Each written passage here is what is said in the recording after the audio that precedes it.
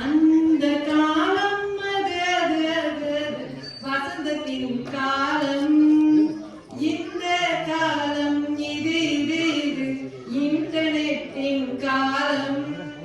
கடவுளால் ஆசீர்வதிக்கப்பட்ட தொண்ணூறுகளில் பிறந்த நம் அவையோரே மற்றும் நம் நடுவர் அவர்களே, எங்களது ஆனந்தமான குழந்தைத்தனமான வாழ்க்கையின் ருசியை கொஞ்சம் கூட ருசித்து அறியாத 2K கிட்ஸில் பிறந்த எதிர் அணியினரே, அனைவருக்கும் வணக்கம் மற்றும் அனைவருக்கும் சித்திரை திருநாள் நல்வாழ்த்துக்கள்.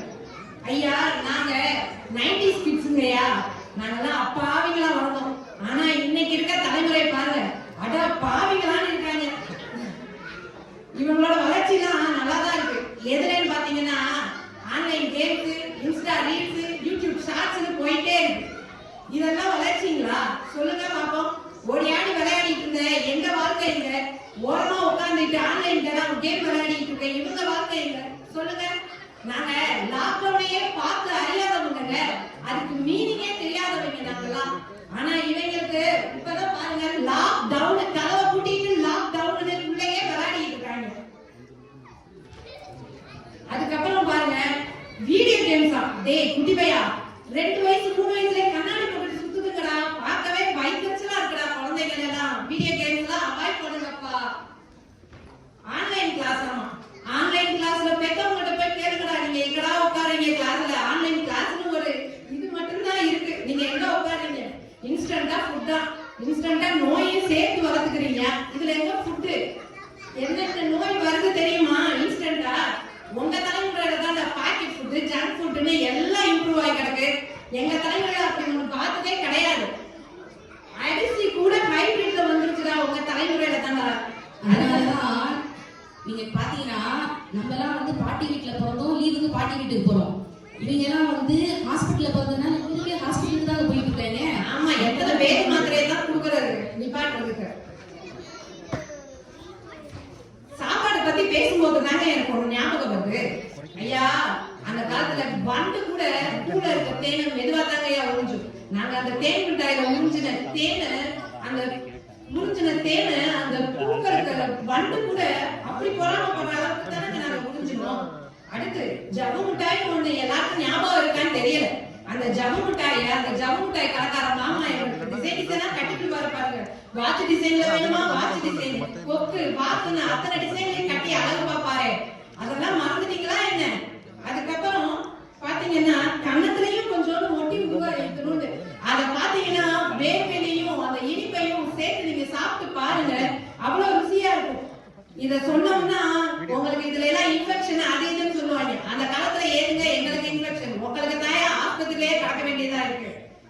உனக்கும் பிடிக்குமா? எனக்கும் பிடிக்கும்னு நக்கி நக்கி சாப்பிட்ட அந்த குச்சி மிட்டையோட ருசி உங்களுக்கு எல்லாம் தெரியுமாடா? 2K கிட்ஸ்ல பிறந்தவங்களா நீங்க எல்லாம்? ChatGPT-ல ஹோம்வொர்க் எழுதுறீங்களா? ஆன்சரே ரைட்டா உங்களுக்கு முதல்ல தெரியுமா? அந்த ChatGPT-ல கொடுக்குற ஆன்சர் அவங்க ஸ்கூல்ல இருந்து டீச்சர்ஸ் எல்லாம் எங்களுக்கு ஃபோன் பண்ணி சொல்றாங்க உங்க பிள்ளை என்ன ஆன்சர் எழுதிட்டு வருதுன்னு. அப்புறம் பாருங்க, ஆசிரியர்னு சொன்னதுக்கு அப்புறம் தான் நாங்கெல்லாம் ஆசிரியருக்கு பயங்கர மரியாதை வச்சிருந்தோங்க. இன்னைக்கு ஸ்டூடெண்ட்ஸ பார்த்துட்டு அவ்வளவு ஆசிரியர்களும் பயந்து நடுங்குறாங்க. இது என்ன தலைமுறைனே சொல்ல முடியல. நாங்க பக்கத்து வீட்டுக்காரங்களே உறவு முறைகளை தானங்க பார்த்தோம். அத்தை, மாமா, சித்தி, சித்தப்பான்னு எல்லாரும் அடிப்பாங்க வைப்பாங்கன்னு சொல்றீங்க. அதெல்லாம் நாங்க அவங்களுக்கு கொடுத்த உரிமை இல்லையா? நாங்க ஒரு கெஸ்ட் வீட்டுக்கு வந்தா கூட இவங்க என்ன சொல்றாங்க? வாங்கன்னா சொல்றாங்க, அவங்க எப்ப போவாங்கன்னு கேக்குறாங்க நம்மள்ட்ட வந்துட்டு. உங்க கிட்ட பரவாயில்லைங்க, தனியா வந்துதான் உங்க பிள்ளை கேட்டு இருக்கு. எங்க வீட்டுல 9 வயசுக்குள்ள டைரக்டா அவங்கிட்டே போயிடுவான். மாமா போறேன்னு சொன்னீங்க, போல அப்படின்னு கேட்பான்.